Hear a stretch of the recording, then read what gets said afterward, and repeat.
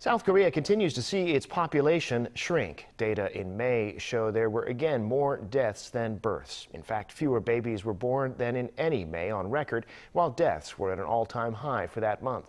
Experts say the government may need to look for new ways to address the issue. Rae-hyun has more.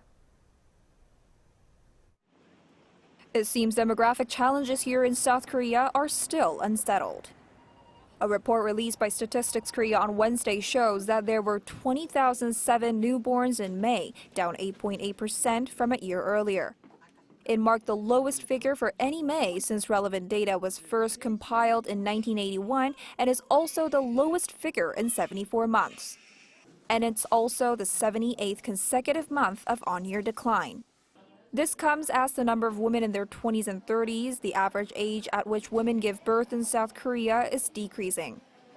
Meanwhile, the number of deaths increased by 12.8% on year to 28,859, also the highest for any month of May. A spokesperson for Statistics Korea said the latest figures are largely due to an increase in the number of older people in the country. Clearly, as the number of older people increases, this is contributing to a rise in the number of deaths. And just like it was back in March and April, COVID-19 is a threat to older people and leads to a high death rate. The number of deaths has been exceeding births for 31 consecutive months now.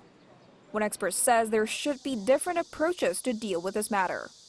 Even though the policies have not been very successful in the past, we should still try having more daycare centers, more places where parents can safely put their kids during working hours so parents can go and find and do work.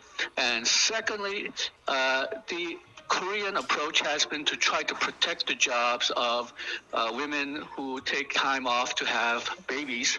I'm not sure if this is a good strategy.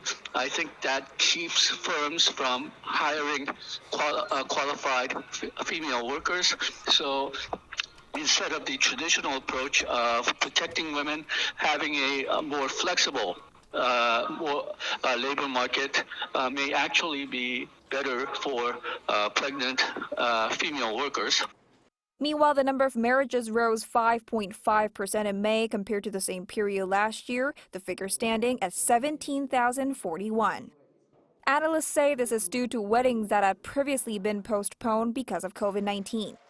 However, the official says the number of weddings in May is still the second lowest number since data was first compiled. Rae-hyun, Arirang News.